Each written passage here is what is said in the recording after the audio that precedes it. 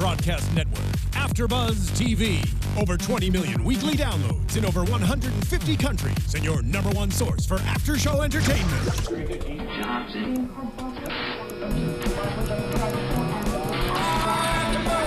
AfterBuzz TV, the destination for TV superfans. Producing after shows for over 300 of your favorite TV shows, interviewing celebrities and showrunners, and bringing you behind-the-scenes exclusives. All thanks to E! Entertainment's Maria Menounos, producer Kevin Undergaro, and internet leader Akamai.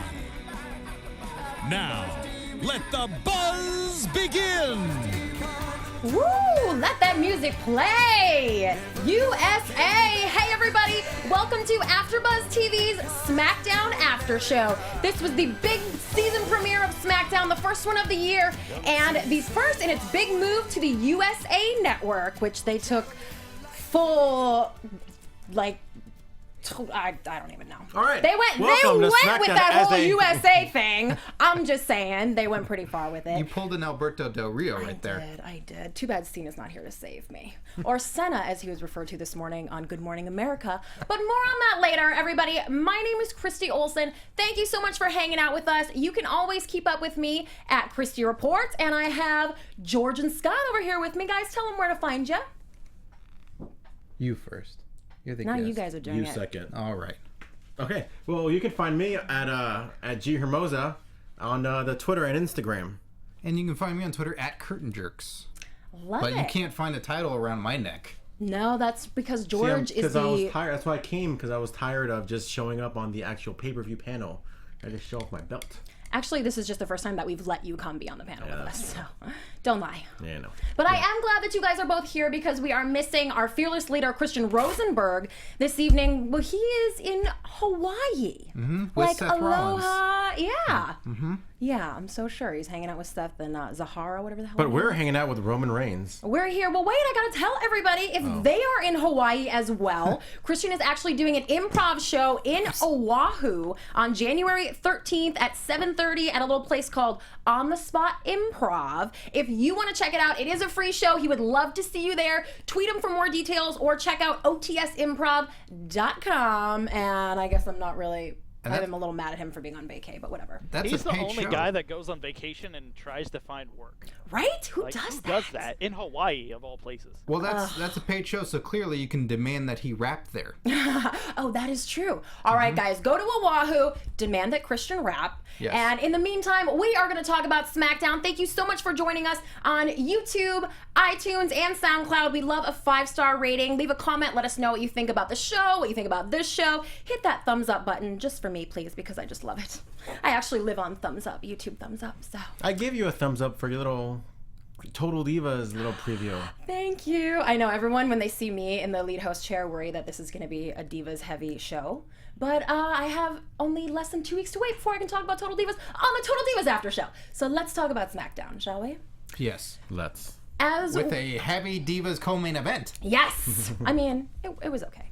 It was okay. But rolling right into it, this one opened tonight with John Cena, who we haven't seen around in a while. And of course, some major news coming out this week that he is injured and will be out for quite a while. He has to have surgery. On what? I don't know, his neck or shoulder or No, something. I think he got a torn rotator cuff. To be honest with you, I didn't read the story because I'm so over everyone being injured, and I'm so sad about it. Dude, Nikki was talking about her injury this morning on Good Morning America, and I just can't handle it anymore. There was a weird stat, I guess, maybe not a stat, but a factoid, where every champion that left Mania 31, Mania 31, is hurt and might miss Mania 32. I think the only one that might have a chance at actually competing is Nikki Bella. But Cena's out, Cesaro's out, Kid's out, right. Rollins, I'm missing one. I don't think Daniel Bryan. It'll matter to Cena. He showed up the day after surgery that one time. He'll show up. He'll be there. I wouldn't be surprised if he does. Well, he definitely showed up on SmackDown tonight, opened the show with a big old promo about USA and all kinds of things. We knew where this was going. Del Rio comes out, they argue a little bit, and Del Rio says, Cena, you're not getting a title run tonight. And we all went, oh, surprise, surprise, because he's injured and he knew he wasn't going to wrestle anyway. But who he decided to bring out maybe was a bit of a surprise. Very. Yeah, John Cena wants Del Rio and Kalisto to go for the title. What do you guys think of this? I thought it was interesting. I did not expect it to be Kalisto, that he, said it was going to be someone. There were a lot of stock, obvious guys in the back of my head, but it was not Kalisto, and it was fun to see. And the little interaction that they had of Alberto ignoring him, and then Cena having fun with him and, doing like, it's Kalisto, and the crowd behind him.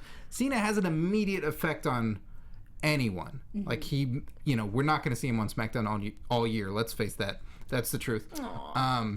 But him being on SmackDown is important. Him interacting with Kalisto is important. And it's that proverbial rub, as they always say. So I think it was really good to see. He can put people over without actually wrestling them. Yes. I agree. I like that kind of, what's the word I'm looking for? I'm pulling a Christy Olsen right now. Where, trying to give the rub. That is not going to be a thing. Don't even. Trying to give the rub, like you said, the rub to Kalisto, or Kalisto, however you say it. I like that. A kind of nice little surprise that you were maybe expecting like a Dolph Ziggler or maybe someone like that. Or like I thought it was Ryback. Yeah. When he did say, he said someone who's shocked, and of course he was referring to the OMG shocking moment from the Slammies, but I was thinking, oh, shell shocked. I mean, I had my fingers crossed, just saying. But it is, of course, Kalisto and Del Rio who will be in a match, not for the title, however, but this was I thought, an interesting way to start this big show that was supposed to be a huge premiere and it's supposed to be a big deal, and they want to show us that they're going to have important matches, and then they bring out Kalisto and Del Rio for no title. Was it a little wah-wah to you guys, or is this just me? It gave the yes, it's two-sided because it was an exciting match, but yes, title was not on the line, and then Kalisto wins it, and it's like, oh, great, he didn't win for real. Like, this is not, it didn't count. Well, let's get into the match a little bit. Del Rio had a boot to the face, a power bomb. He was kind of all over it in the beginning, but Kalisto ultimately pulls it out with a Hurricane Rana for the pin, and Kalisto wins. They were calling this the biggest win of his career. I agree. I mean, I think another win that he had not too long ago was against Ryback in that Survivor Series tournament. Yes. But in this case scenario, you have former multiple-time world champion Alberto Del Rio, who obviously was both WWE and the world title when they both existed, and the current U.S. title, right? U.S. Championship? I always get that with Intercontinental Championship confused. So yeah, I agree. I think it is the biggest win of his career. Biggest win of his singles career. Right. I don't know. It's always weird when you go, so what's Sin Cara doing? He's just not, he just didn't want to come out and hang out with his buddy and hang out with Cena and also go, hey, what about me? Huh? Well, it is odd to see Kalisto walking out by himself, right? Yes. And he just looks so small when he's all alone. Because it's the, tiny. It says Lucha Dragons, but there's a dragon. And I don't know what Sin Cara's doing. He's he should still come out. healing from that bump that he took. Could be, but still, go out there. Go out with your buddy. Like you still have one. You can still thumbs up with one of the arms, right? Yeah, and careful, Sin Caras are easily replaced. Oh, we know that for sure.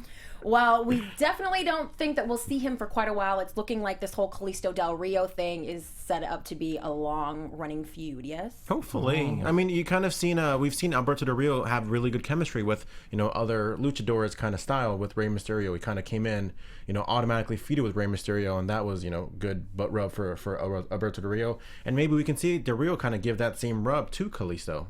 Ooh, hand it down. Exactly. Rub it down. Rub it on down. That would be something different entirely. Well, that wraps that one up, and this becomes the first point in the show where we see Miss Becky Lynch. We know some major BFF drama going down between her and Charlotte, and they talk to her about it. She calls Charlotte her former best friend, former BFF. So we know she's ticked, and she's bringing that drama to the ring tonight for a Divas Championship match. Those are Bigfoot friends, right? Enthusiasts that are for Bigfoot. I get friends? it. BFFs? Oh, okay, no, but good one. I don't know. Good one, I Scott. don't get it. I got it. I got you, Scott. Hold on. There's something drastically more important that we have not addressed yet in the show. That is a major component. Yes. Yeah, I was going to bring him up later, but let's do it. Let's do it. It's huge. Brand new face on the SmackDown. The actual SmackDown panel, not the AfterBuzz TV, AfterBuzz SmackDown panel. His name is Mauro Ranallo, and he was pretty good tonight, I would say. He made one mistake, and he got a little handsy at one point, but I like his voice. I like the things he has to say. Just handsy in general. I mean, I know I'm not one to maybe throw stones at glass houses about talking too much of people's hands. Yeah, with But, your hands. am I in By your the way, guys' shot? I you're know. in my shot. By the way, okay. let me just inform everybody about Mauro Ranallo. This isn't School us, G. This Herm. isn't like a Mike Adamle scenario. This isn't just somebody Yeah. that they brought in. There was no Jeff Harvey's. Exactly. Mauro Ranallo, that guy is a diehard wrestling fan. He actually got his start in pro wrestling in Canada and then kind of segued into MMA, boxing, et cetera, et cetera. And if you read a lot of the interviews that he had, I think in Sports Illustrated, this is like a dream job for him. Oh, wow. This isn't just some like, oh, let me just hire the guy. Let me just see how it goes. See, that was my assumption. You know, essentially even like, Mike Goldberg, who they try to get from UFC back 10 years ago.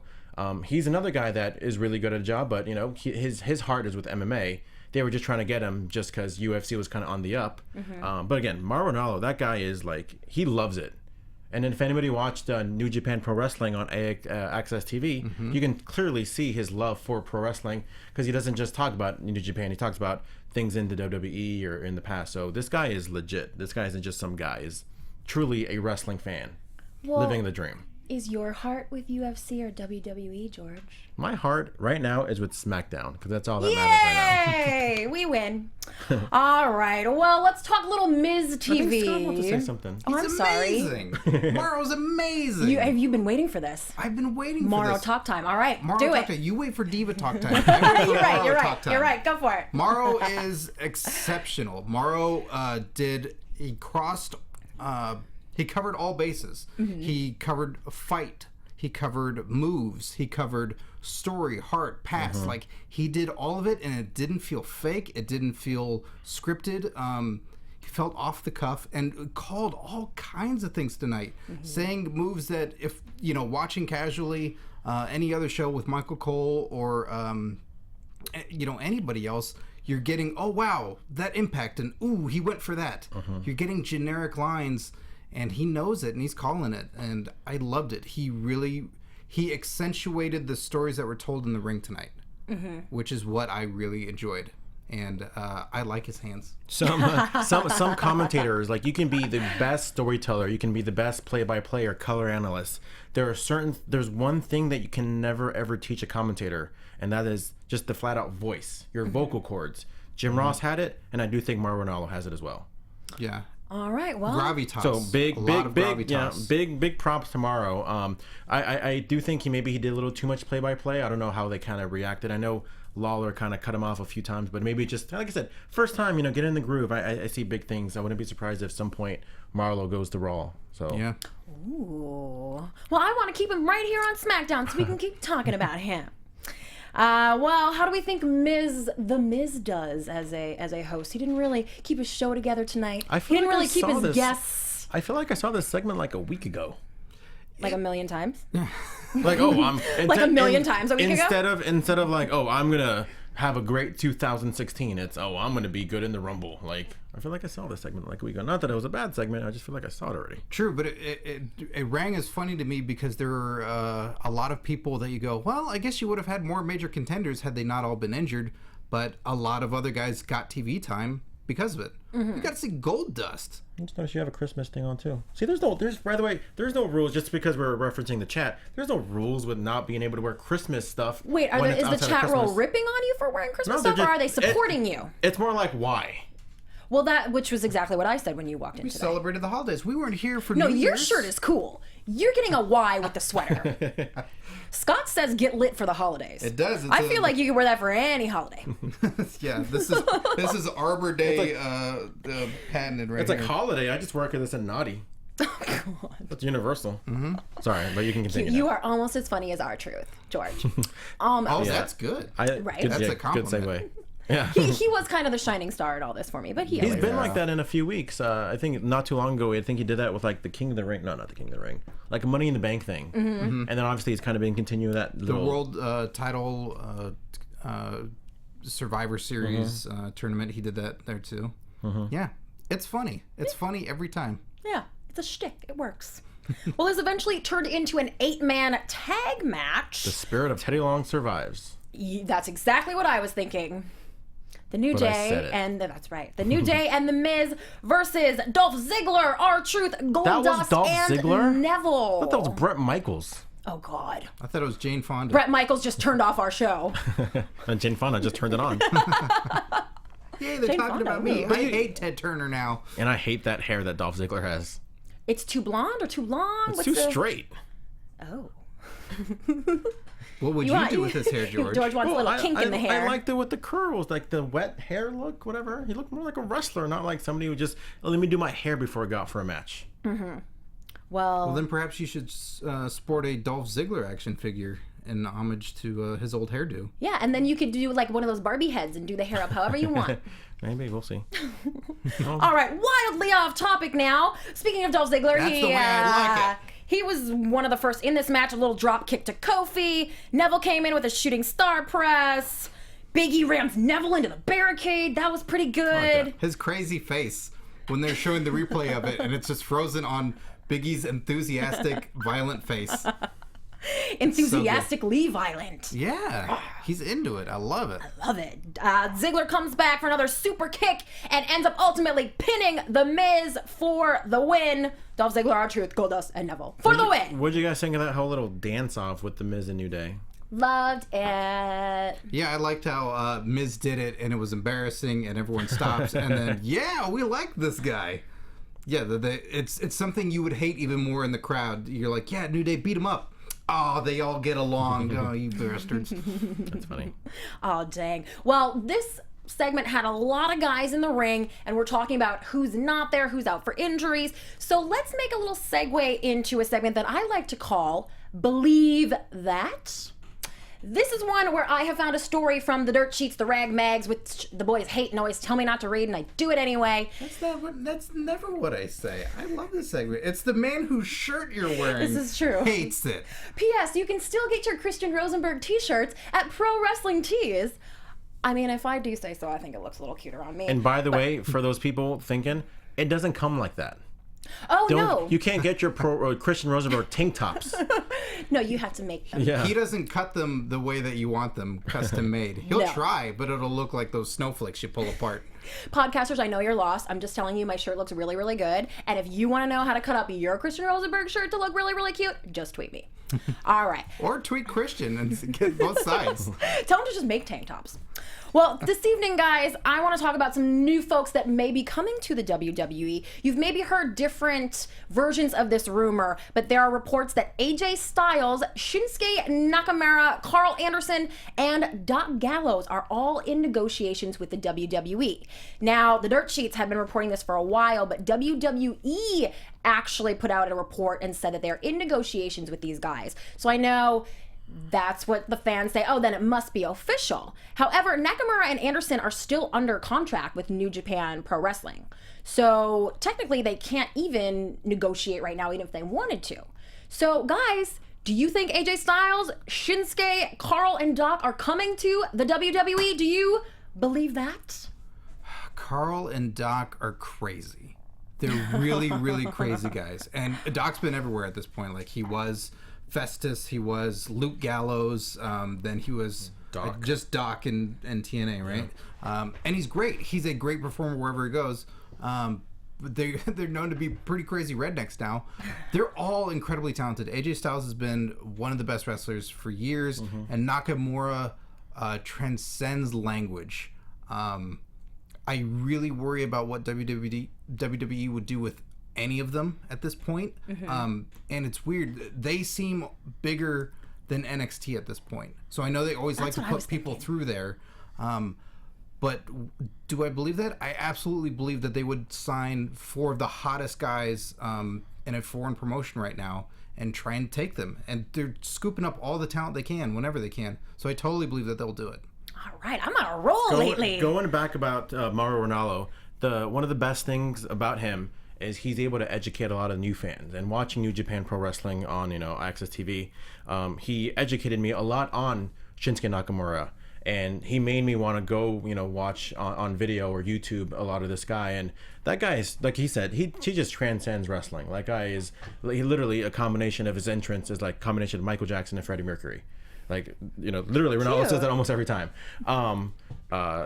with Gallows, like he said, like his love for pro wrestling, like it is so out there that I'm so happy for some of these guys. Carl Anderson, I remember hanging out with him 9 years ago at a local warehouse. Oh, excuse us. I mean, we're not friends. He probably doesn't remember, but seeing this guy like wanted so bad, and going all over the world, and just like I said, truly happy for these guys. Like he said, some of these guys do maybe a little bit above NXT, but you got to also think like Finn Balor, who's really maybe even best friends with Carl Anderson.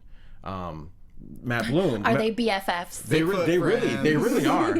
Matt Bloom, who's the head trainer at NXT. Yes. He's another guy that he actually teamed with Carl Anderson right before he came back to WWE.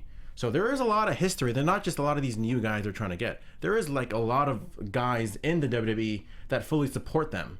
I think I even heard rumors about them trying to sign like Tama Tonga and Bad Luck Fale. Probably, yeah. And like I said, I already got my Bullet Club Bullet Club shirt in the mail. I know we got it via Steve Kaufman not too long ago. So Also from Pro Wrestling Tees. Absolutely. So again, excited. I believe all of it. I don't think they would put that article on WWE.com for nothing. So it's going to be interesting. And I kind of disagree with Scott in terms of I do think they're going to do it well, because I look at NXT and I see pretty much nothing wrong with it. I think it's the main roster guys that's when it comes into a problem. Maybe. What do you think, James? Yeah, what do you say, think James? that this is a perfect way to set up the Balor Club, because they've already made Balor Club shirts. It's an easy way to get around the Bullet Club trademark, but still. But have who all owns the the same Bullet Club guys. trademark? What? I would think New Japan. I've heard Yeah. Balor. I heard New Japan. I mean, no reason why WWE can't just buy it, buy the rights. They'll never They do already it. got the Balor But the Club same way shirts they going. bought the NWO trademark. They still made money off of that eventually. Right. Eventually, I just mean like for now, like if they're gonna bring all these guys in, let's say at the Rumble, like I wouldn't one bring of them these together, new though. guys is gonna be in the Rumble to start an uproar and get people talking, and bet you're maybe AJ or I'm Nakamura wins predicting the Rumble. right now Jericho faces AJ Styles at WrestleMania. That'd be amazing. I still think it's Dean Ambrose. Ambrose or Jericho Ambrose. Jericho That's a good Ambrose. one. I think Bullet Club is too controversial for them at this point. Curb Stomp, the move that Seth Rollins had, went away because it was deemed too violent, and the association with a name. There's no way they're going to have Bullet Club. Balor Club totally works. I see that happening. It's totally possible. It's totally possible with and with all the injuries that are happening too. That's the other thing that makes it really realistic. So they're going to have an influx of talent, and they're going to have way too much. So I don't know what's going to happen. Some of these guys are going to go at some point, and then it's going to shake up the world even more, because then these guys, the next crop's going to go to Japan, and then it's all going to happen again. Before we get back into SmackDown, I'm loving all these tweets by some of the guys. You have Finn Balor with a Bullet Club shirt, looking at his teasing. watch I saw right that. outside the thing WWE that office. says WWE employees only. I have Sasha Banks. Like, you have Sasha Banks making, like, I think it was like a Banks Club T-shirt, like a custom made. You have Bubba Dudley pulling up a Bullet Club. You have Daniel Bryan. Like, I think he tweeted, "Can WWE just please clear me?" And then the link to the article, like, Yeah, he's desperate to get in the ring with these guys. yeah. So like I this past few days has just been mark out central for this guy. It's very exciting. Happy holidays. And Get if you lit. guys watch Wrestle Kingdom 10, like after the Young Bucks won the junior tag titles on their way back, they were like, "What's up, Neville? What's up, Oh, really? Purple?" I Like didn't it see was that. very like WCW, NWO, like Wow. guys shouting out people on the other show. Like, "Hey, HBK, Yeah, I remember how's it that. going up there?" So it's good to be a wrestling fan right now. I agree. Very Monday Night Wars. 2016 is going to be nothing short of awesome, in my opinion. Because Total Divas is coming back. Anyway, on that note, let's move into the Divas match. First, Charlotte and Ric Flair had a little chat with JoJo, and I hated this. Charlotte said that Becky has been leeching off of her. It's just ridiculous. Yes? You don't think there's been leeching? No. No leeching. Maybe the controversial beauty technique where they do leeching because it's like good for your skin, but not leeching off of her as a friend. With leeches? Yeah, it's a No. real thing. The Real Housewives do it all the time. Oh, that's disgusting. And yes, I believe this is the first time we've talked about Real Housewives on the SmackDown After Show. You're welcome, people. So once the ladies get into the ring, we actually found out something kind of cool about Morrow at this point. He mentioned that he had done some announcing when Becky was wrestling in British Columbia. So they go way back. I thought that was pretty cool. The first thing that I noticed about this match kind of towards the beginning was that the ladies were chitty-chatting with each other, and I absolutely freaking hate that. That is my pet peeve. I think Paige is the worst. Paige is always talking to whoever she's wrestling. But I don't see the other ladies doing it often, but this was obvious tonight, and I kind of wanted them to, like, shut it down. So after the talking happened and we got over that, pretty good match, yeah? Yes, I think in large part due to the ladies. And again, this was one of those moments where if you watch this match, Morrow does a great emphasis on adding to the story. He gave a lot of history to Becky that I had not heard before. Yeah. He did more character building for her than all of WWE main roster television has done. And that's the job. That is the case where I'm not getting that time. I'm just getting the little snippets of they're not friends anymore. And then he adds to it. And they had a really great match. They got a lot of time. Flair did a great job of just, being in there enough. Wasn't stealing the spotlight or anything. So I really enjoyed it. Yeah, there was a big moment where Flair came and stood between the two ladies and kind of set Charlotte up to give Becky that boot to the face. But that was a cool moment, right? I agree. I do like this Flair where he's there. It's you got to be careful to not really overshadow Charlotte, but I think he finds a correct balance of overshadowing but still being Ric Flair that everybody has grown to love in the past years, or 30 years in fact. So yeah, I like that whole dynamic that he adds on to Charlotte Flair's character. Well, if we can talk about Becky for a second, I'm loving her more and more all the time, but there's something about her. I don't know if it's just kind of a wild style that she has, but it's something that comes off to me as messy. And I know she's been known to make a mistake here and there, and I'm just wondering, you guys have a much more trained eye than I do. Do you see that stuff too with her? Nope. Oh, Sorry. all right. That stuff never bothers me when it's part of the story. I'm all for mistakes, and if people don't land on their feet or they miss a move, when the commentators are there to jump on it, or they're telling it in the ring of they're just so tired they couldn't hit it right, I'm fine with that because that's human error, and that's great for when the opponent capitalizes on it. That stuff never bothers me. I'm never one to sit there and go like, oh, slop, oh, messy. Yeah. Because it's all part of it. Mistakes are great because it should be jazz. There should be that error there. And that's when you see the really great performers that play off of it. So she's not quite there yet with it. And I know some of the moments you're talking about tonight, and Charlotte did kind of look at her in that moment. It's like, just hit her. Just kick her right now, and then you'll get back. But those times when you see them repeat something and then they try it again and it didn't quite work, like, no, just go on to the next thing. Yeah, agreed. So yeah, Becky's not quite at that great level yet, but she's very good. But I know what you're talking about. Well, because I even thought going into this, like, she might win this thing tonight.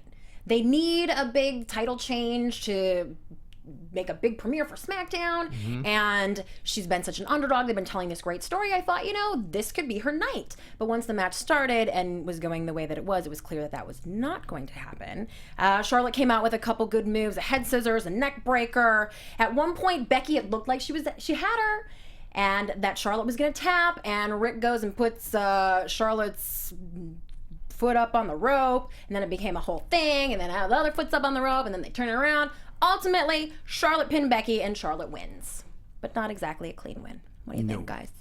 Dastardly. Dastardly. Ooh, I love that word. Danny Davis? Dastardly dangerous. Oh, okay. I'm really curious who Charlotte's going to face at WrestleMania, because I see her being champion all the way through, and I don't know who that opponent's going to be, because it feels like it has to be somebody fresh, and it feels like this might not be one of those grown diva matches at WrestleMania where it's all of the divas will fight her in some cheap elimination thing. Like we'll get a match that means a lot, and maybe all the other gals will get to be showcased in something else, but I don't know who that person's going to be. Paige is come and gone. I don't think they can reignite that again for that main stage. I think Becky's almost on her way out. Maybe she gets another shot at Rumble. I don't know who it is.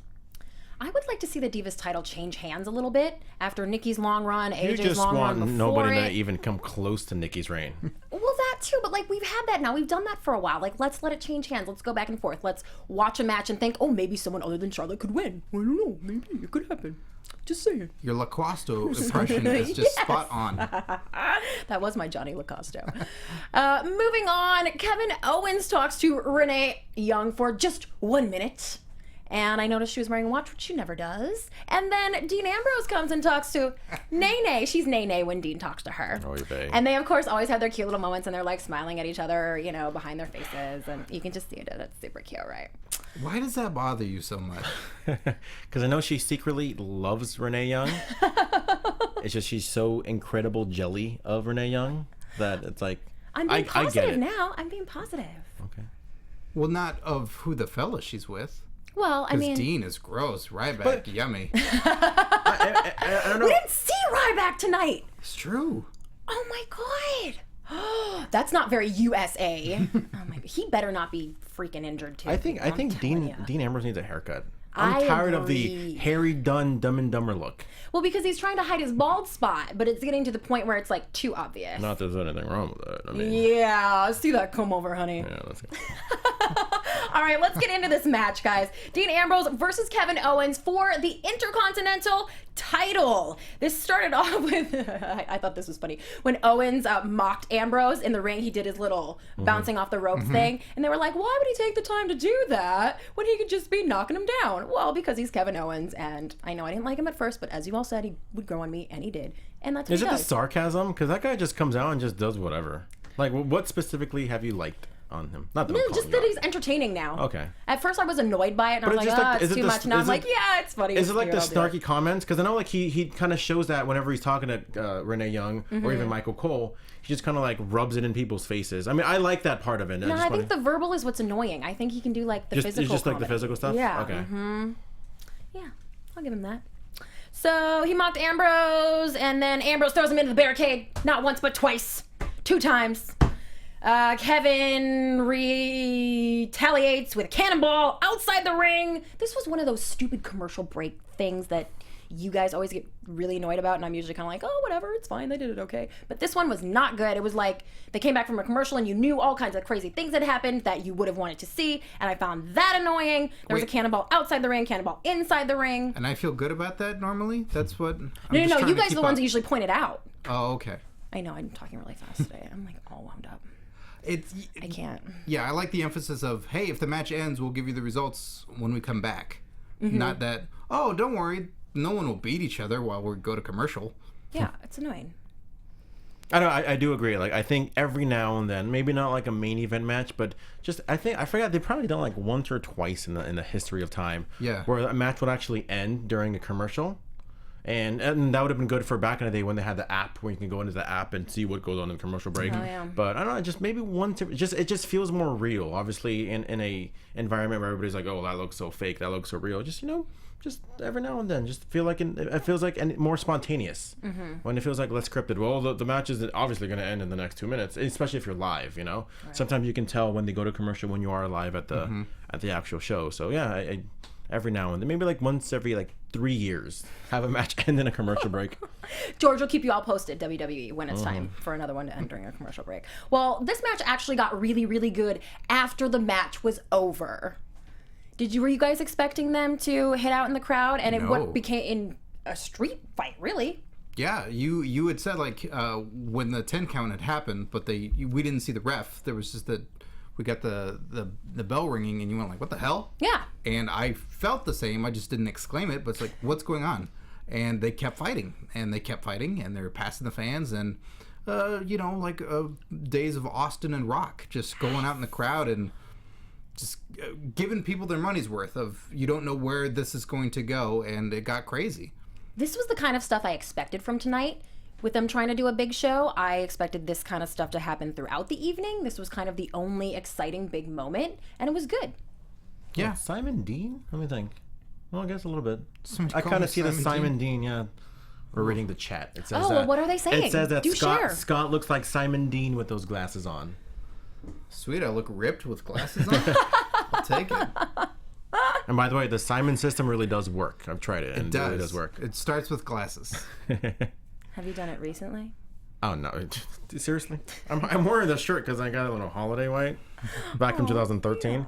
But yeah, I do enjoy me a good, nice battle, a brawl after the match ends. You know, kind of went a little bit everywhere. Did he hit him with like a laptop? Looked like he like a laptop. Yeah. He hit him. Yeah. Yeah, he closed it first, which was nice of him, and then smacked him with it. I feel like it would have hurt less if it was open. Yeah, and the screen could be in trouble, but that way it's just a good thud. If they got a protection on it, like insurance, then you know, like, oh, how did that happen? You know, I just knocked it over, but I got the warranty, so so it's okay. Yeah, Best Buy will take it back. Yeah, It's this cool. is not the time for you to sell us the Best Buy warranty, George. Come on now. I'm just saying. George works at Best Buy, Apple Care. everybody. Well, Oh, hold okay. Oh, I'm sorry. Now they're gonna George ask doesn't me- work it. Yeah, I work at the Apple Best Store. Buy. Hey, can I get the free warranty? Yeah. On the house, yo. Well, yeah, it was good. It was a great ending to SmackDown, and I would kind of like to see more crazy stuff like that. I do on the agree show. with what you said a little bit earlier about like it being the first show on USA. I do think they could have maybe had at least Roman Reigns show up. You know, he's the champ. At least respond to like, oh, now I got to defend my belt against 29 other guys. You know, I know they're probably gonna wait for Raw, but it being the first, at least for the first SmackDown, we always see them kind of go guns a blazing on the first of something. I remember the first episode of Superstars, it had Undertaker on it. The first episode of Main Event, it had CM Punk versus Sheamus. Yeah. When they were both Champion champs. yeah. And then obviously then it eventually became like a mid-card show, But yeah. First, SmackDown had a WWE World Title match. Yeah. With Shawn Michaels as a special guest referee. Yeah, they could have at least shot for something that they would have said this will make a best of show at the end of the year. Yeah. And they did a lot of good stuff and probably thought like, oh, these would be really good matches, but didn't go for that one big thing that made people, even if spoilers were out there, go, well, I have to watch that, I have to see that, which is a shame. But Morrow is amazing. Like Morrow was probably the biggest thing I'm looking forward to. I was looking forward to before SmackDown came on. Do you guys have a man crush on Morrow? Well, he lives in LA, so I'm trying to let's try to Totes. get him on AfterBuzz. That was a weird answer, George. That sounded like a big fat yes. Well, I'm just saying, hey, let's get him. Let's try to get him. You know people. You get on the red carpet. You know your stuff. Yeah, if you would have told me that he lived in LA, he probably would have been Hey, here tonight. he lives in honey. LA. Okay, So well, let's now I know. let's get him on here next week. Yeah, we can say Because as if this is going to be the No, 2 last weeks. SmackDown after 2 show. weeks, yeah. good. We got to have our regular panel back, so you won't even be here, honey. Fine, I'll get him for the UFC after show. No, Morrow was fantastic, but you did mention Roman Reigns, and he was actually in New York City this morning on Good Morning That's why he America wasn't on with the Bella SmackDown. twins. That is why he wasn't there. In what was actually became a completely useless segment. Like I said, the anchor called John Cena. The other one, who is an entertainment reporter, Lara Spencer, did not even know that Nikki Bella and John Cena are a couple. Come on! It was boring. Nikki Bella brought her personality and that saved it. But other than that, don't even bother watching that segment, people. It was awful. And they were on for like 15 minutes. They did not mention Total Divas once. I know that that's on E, and so that's NBC. The Today Show are in the family, and Good Morning America is another family of networks, so they don't want to pimp out Total Divas. But come on! Premieres in less than 2 weeks, and they didn't even say Total Divas. Well, because everybody can just watch your little YouTube video about the Total Divas preview. That's right, and I will tell everyone where to find that, unless you guys have something that you would like to add about this season premiere, Big Move to USA episode of SmackDown. This show, it's become the Dean Ambrose Kevin Owens show. Like, they deliver every single week. They have something awesome. It's been great that they've been... I know that Christian always complains about the divas. What is this diva supposed to be this week? A good guy or a bad guy? Charlotte has been consistent. She's been great. And she's being bad. So there are elements in the show that are happening and that are fun. Miz TV, as much as I'm not a fan of Miz, it was a fun segment. Having New Day come out, having Goldust come on TV, having R-Truth do something. It was a fun show. And I'm going to say it again. Mauro Ranallo makes this show mean something on commentary. So even if it's not the greatest matches in the world, he's going to do a lot of character building and tell you moves again. It's so nice to be reminded of what moves are called. So that's got me excited. A great lead commentator. Is the chat roll agreeing with you? What are they saying? They're about making Morrow? fun They're of me. saying Brother Love loves me too.